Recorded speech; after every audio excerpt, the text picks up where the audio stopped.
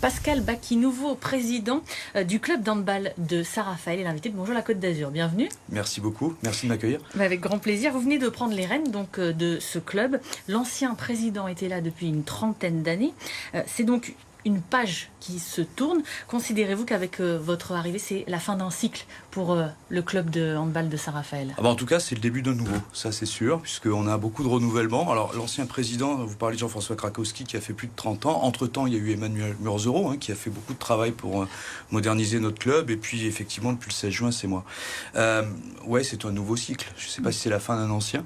Beaucoup d'arrivées, on en parlera peut-être. 7 nouveaux joueurs, un nouveau coach. Donc oui, j'ai vraiment envie que ça soit un nouveau départ avec de nouvelles ambitions réalistes pour ce club dont je suis très attaché, puisque depuis 12 ans j'étais président du club des partenaires, donc je le connais très bien.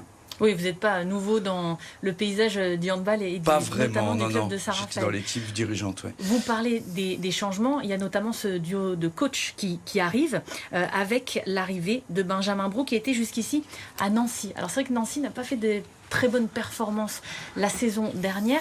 Ne risque-t-il pas d'y avoir un problème de légitimité dans le vestiaire? Au contraire. Je pense que Benjamin a une grande ambition. Il prend un club, un nouvel élan avec un club et une nouvelle équipe. Donc non, c'est un entraîneur confirmé en première division. Bon, son équipe est descendue pour des raisons que je ne connais pas, mais voilà. Donc c'est un choix que vous validez? Ah ben complètement, oui. Ouais, que j'assume en plus parce que bien que ça a été fait par mon prédécesseur, j'ai eu beaucoup d'échanges avec Benjamin depuis ma présidence. Voilà, on est sur la même longueur d'onde avec une volonté, des ambitions réalistes. Parce qu'il ne faut pas non plus se projeter trop loin. Et puis surtout, la volonté de créer un centre de formation de plus en plus fort qui va être le réservoir de nos futurs joueurs de demain. Donc on est exactement sur la même longueur d'onde. Ouais, et j'assume complètement ce choix. Vous parliez également des nouveaux joueurs. Il va y en avoir 7 puisqu'il y a eu 8 départs. Quels sont les joueurs dans lesquels vous avez le plus d'espoir ou qui vont apporter le plus à l'équipe? Déjà, on va intégrer dans notre effectif le gardien de l'équipe de France, Vincent Gérard. Donc ça, c'est pas un moins de mesure. Voilà, c'est une icône aujourd'hui du handball. Donc ça sera, je suis sûr, un manager et sur le terrain et dans les vestiaires. Et puis plein d'autres à côté. Je les citerai pas tous parce qu'ils sont nombreux. Je voudrais juste parler de ceux qui sont partis très rapidement parce que on a quand même des joueurs célébrissimes qui sont partis, des Xavier Baraché, des Daniel Sarmiento. Pour quelles raisons sont-ils partis? Baraché, Sarmiento ont souhaité arrêter leur carrière, donc ça c'était une chose. Et puis après on peut pas garder tout le monde, bien évidemment. Alexandre Demaille. On peut pas garder tout le monde financièrement? Oui. Ce sont des joueurs qui coûtent cher? Ouais, financièrement. Puis c'était des joueurs qui étaient aussi en fin de carrière. Donc voilà, on a discuté beaucoup et puis on a accompagné beaucoup aussi. Et puis voilà. Donc vous avez parlé de renouveau. Je pense qu'on peut pas avoir un nouveau coach avec une équipe trop ancienne. Ça faisait 6 saisons que cette équipe était ensemble. On a fait une saison en demi-teinte, on finit à la 8e place, c'était pas notre objectif était la 6e, donc c'est pas une sanction bien évidemment, mais voilà, on a voulu renouveler, faire du 109, je pense que ça va être une belle équipe l'année prochaine qui aura, comme je vous le disais, des ambitions réalistes. Vous avez dirigé une concession Citroën pendant de longues années. Ouais, Citroën, DS, Fiat. Vous connaissez bien le club puisque vous nous en avez parlé auparavant de vos fonctions avant. Allez-vous nommer, quand même pour des questions techniques, un conseiller sportif?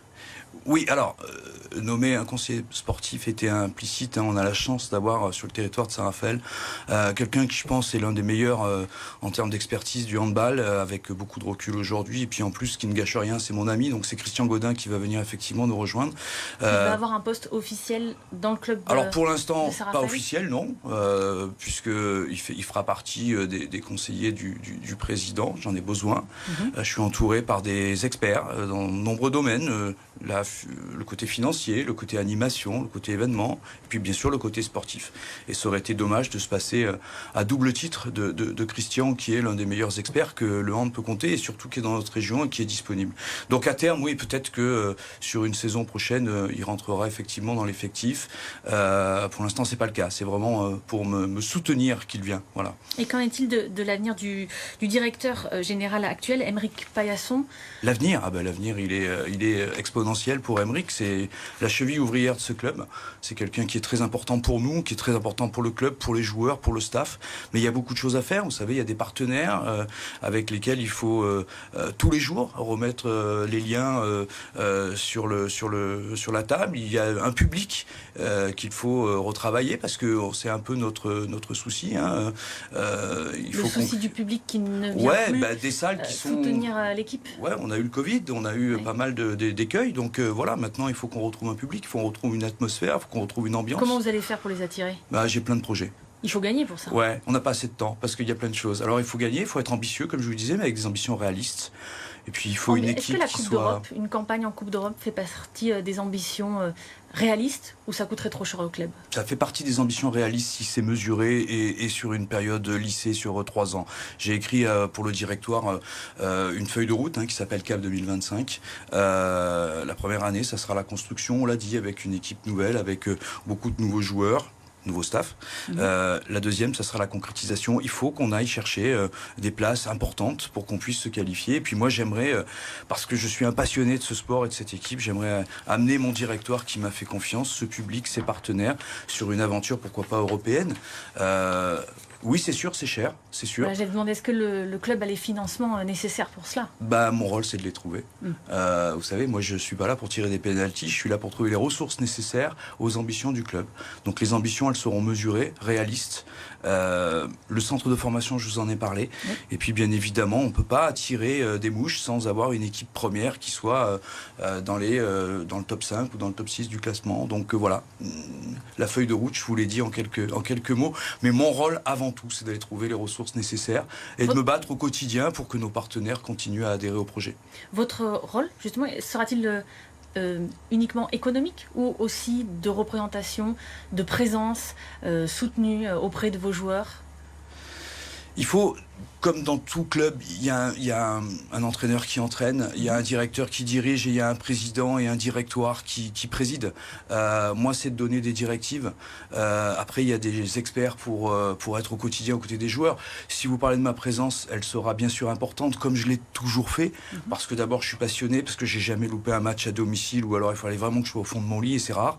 Voilà, donc non, je serai très présent. Puis moi, j'ai été manager pendant 35 ans, je continue aujourd'hui. Je serai un manager général de cette équipe, quoi. Mais sans être ni le directeur ni l'entraîneur. C'est hors de question. Je connais trop et je respecte trop les gens et leur poste et leur expertise pour les remplacer. Donc ça ne sera pas mon cas. Merci beaucoup, Pascal Bacchi. Je vous en prie, c'est un nouveau plaisir. Président du club de handball de Saint-Raphaël, d'être venu ce matin nous parler de l'avenir de ce club. Tout à fait. Non.